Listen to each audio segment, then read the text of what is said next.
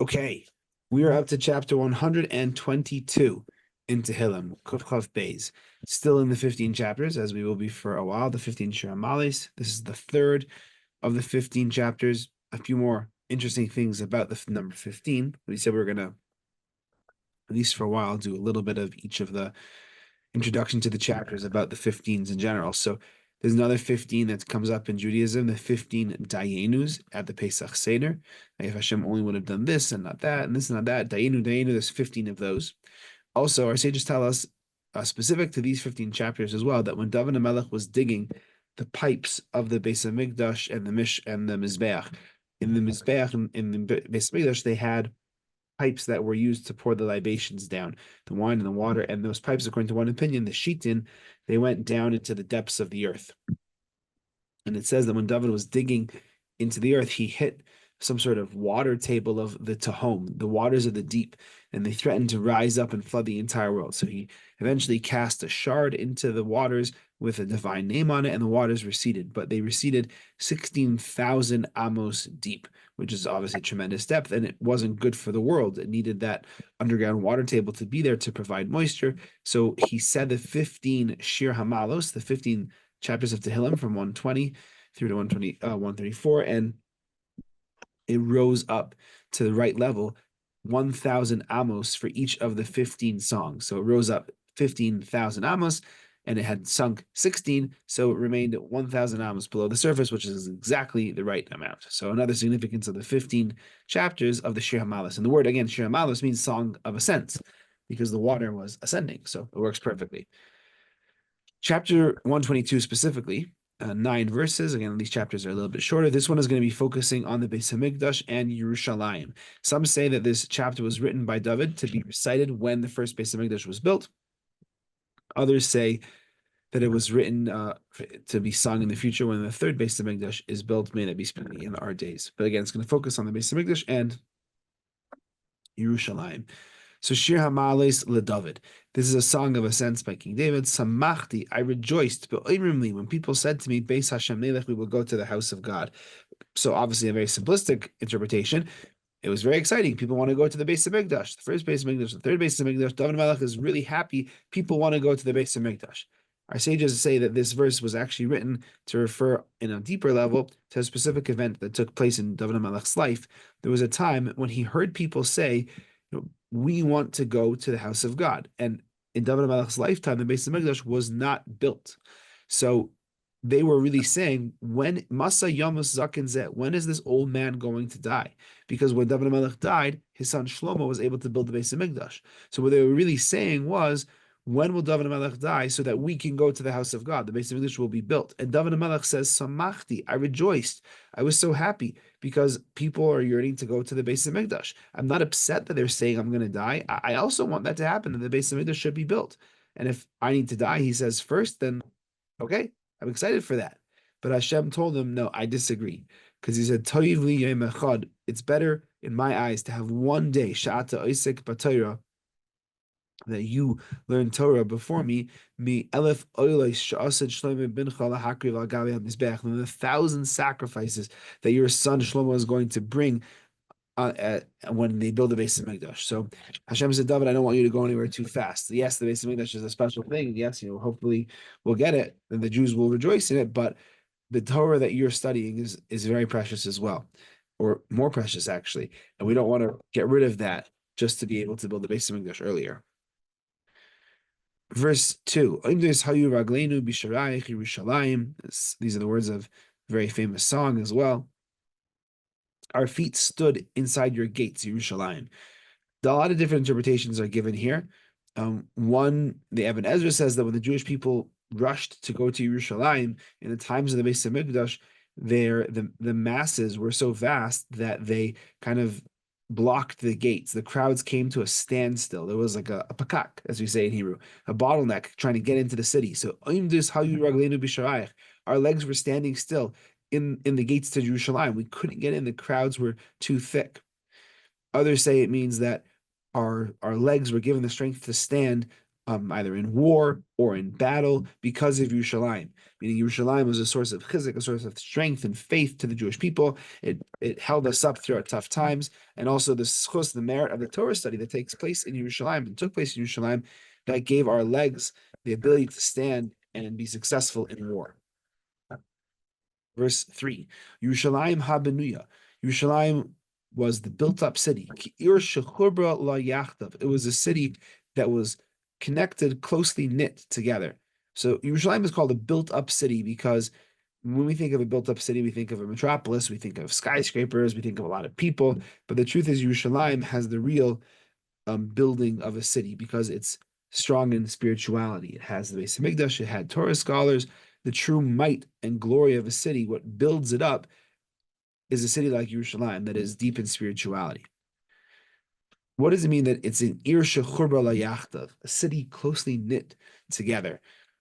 A lot of different interpretations given. Sforno has an interesting one. He says that Yerushalayim often expanded. They had the old city, and we know Yerushalayim has the old city, right? But then around it, there's the whole modern city of Yerushalayim, and it continues to expand.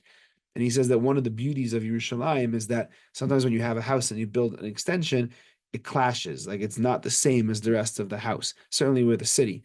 Yerushalayim, he says it wasn't the case. Every addition that was made to accommodate the more and more people who were constantly being drawn to Yerushalayim, it blended in seamlessly. Chubra layachta, that got connected and became one unit with Yerushalayim, and it just maintained the beauty of the city.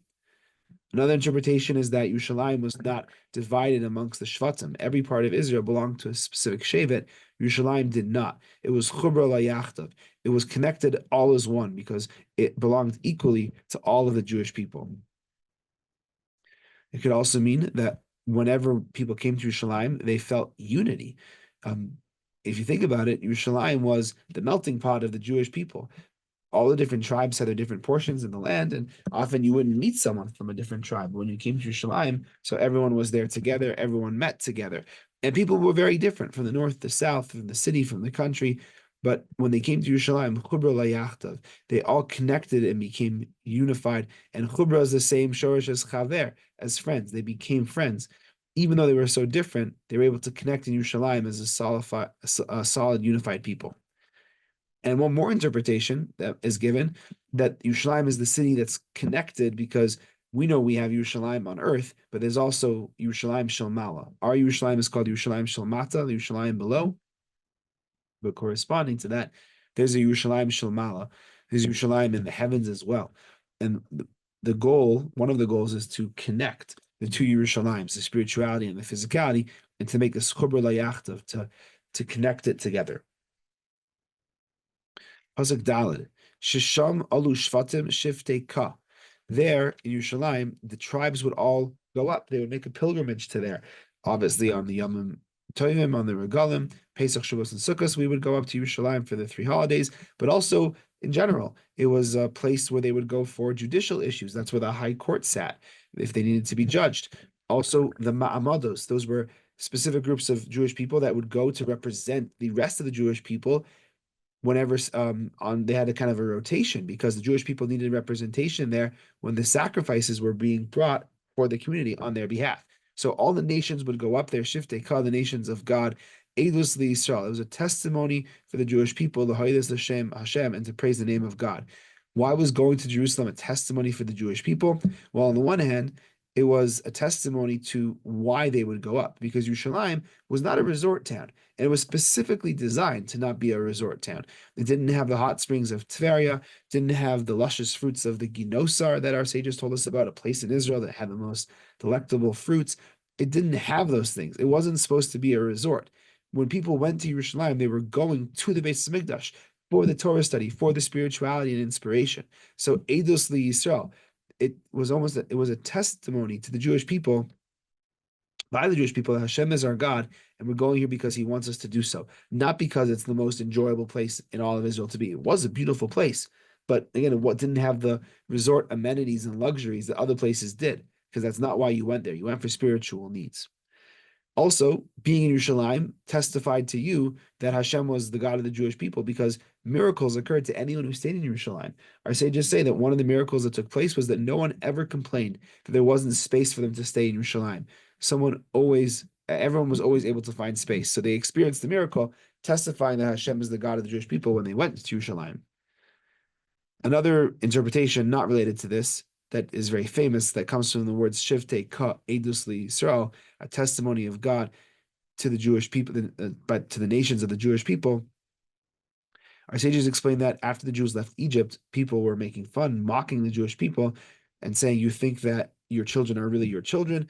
Obviously, the Egyptian men would have had children with the Jewish women. They would have taken them forcibly and had children with them. So why do you think that you're so holy and your children are probably not even your children? But God testifies, Shiftei Ka. He says these are the nations, the tribes of God. And the Yud and the Hey, specifically this name of God is used because when the Torah lists the names of the Shvatim, it says Ha-Ruveini. So Ruvain is the tribe, Ha is a Hey at the beginning, Ruveini is a Yud at the end. A Hey at the beginning and a Yud at the end. And it does that for all of the tribes, Hashimoni, and so on, unless they already had like it ends in a Yud, like Levi, for example. But it has the Hey and the Yud because God was putting his name on the tribes of the Jewish people, testifying that they were indeed pure and that God miraculously ensured that in Egypt that did not happen. And all the Jewish people were indeed from their own fathers and their own mothers. Pasuk 5. Kishama Yashvu Kisais Lemishpait. There stood the thrones of judgment. Kisais Lebeis David, thrones for the house of David. Kisais is multiple, which is strange. What are the multiple thrones? But it might refer to the kingship of God over the entire world, but also the kingship that he gives to Malchus Beis David, to the king who represents the house of David. It also might refer to the throne of God in the Yerushalayim Shalmata, in the the earthly realm where God has dominion and his seat of his kingship is in Yerushalayim.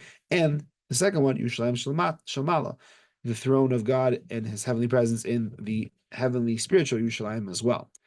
This verse also hints to the fact that no one was allowed to sit in the courtyard of the Beis Hamikdash, except for a king from Beis David. The king who was the heir to the house of David was allowed to sit in the Beis Hamikdash, as it says, Yashvu Kisas the Mishpah, Kisas the Beis David. There they could sit in their thrones, the throne of King David. And the reason was to show that the kingship of Beis David from the house of David was divine, and that's what God wanted.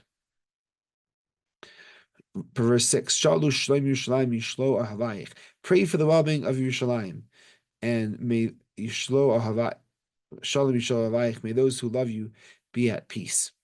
A few interpretations here. Either it's a directive to the king of David to pray for peace in Yerushalayim.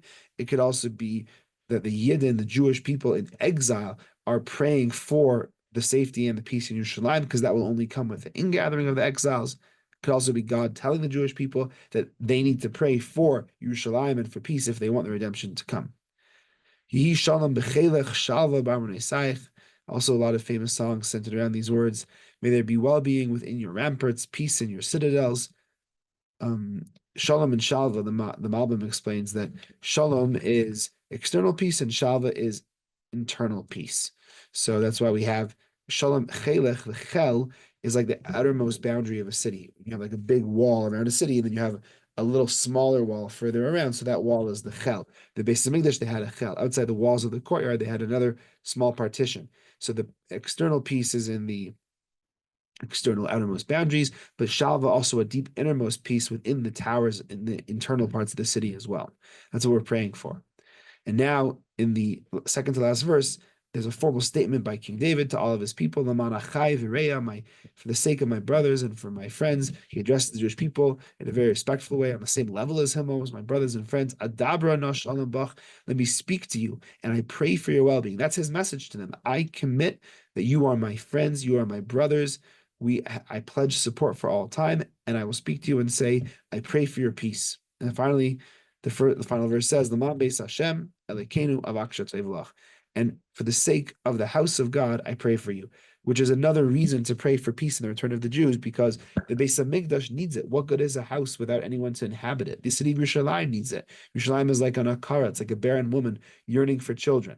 So David Melech says that he turns to the Jewish people all over the world and says, I commit and my people commit to pray for you forever, that you will safely return from exile, but not just because you need it, but because a deeper reason as well, because Yerushalayim needs it, because the Beis Hamikdash needs it, because they are yearning for us as well. They need people to come home as well. Have a great night.